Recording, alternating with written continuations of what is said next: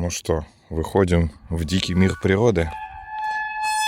Как я люблю, когда скрипят калитки, скрипят полы. Как я не люблю все это современное, что называется, вот это все. Пластиковое вот это все дела. Пластиково-ламинатные дела. В общем, слава богу, вот. Та же травка, что была в моем детстве в 90-е годы. В общем-то, все то же самое. Это хорошо. Но в некоторых случаях хороши изменения.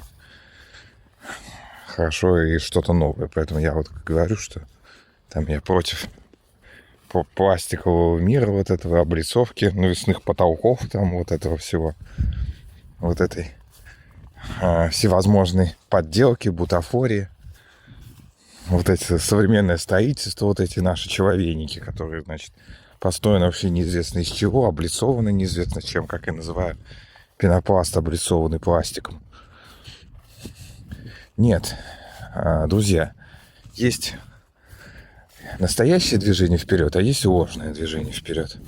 То есть чаще всего в народе я наблюдаю именно самообман, что люди там хотят двигаться вперед и развиваться, но на деле получается, что это просто погружение еще глубже в ложь, в подделку и все такое. А настоящее движение вперед — это реально новые технологии. То есть реально, когда...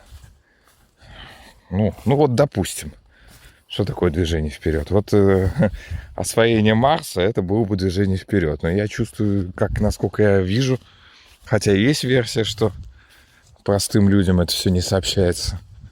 Но насколько я вижу, что ВОЗ и ныне там, и конь до сих пор не валялся на Марсе. Насколько мне известно. Хотя существует версия, что там уже давным-давно были люди, и что якобы там вообще уже есть станция на Марсе. Ну, кто это может узнать? Кто это может подтвердить? Хотя, наверное, в хороший телескоп это было бы видно. И это бы все равно вскрылось. Но на Луне, по-моему, явно никого нет. Это и даже в бинокль видно. В подзорную трубу. У меня есть подзорная труба. Ну, фактически маленький телескоп. Смотришь через нее на Луну, и, собственно, все понятно. Кусок пензы. Ну, в смысле, круглая такая пенза. Пемза. Вот, и никого там нет. Ну что, идем дальше, ребятки.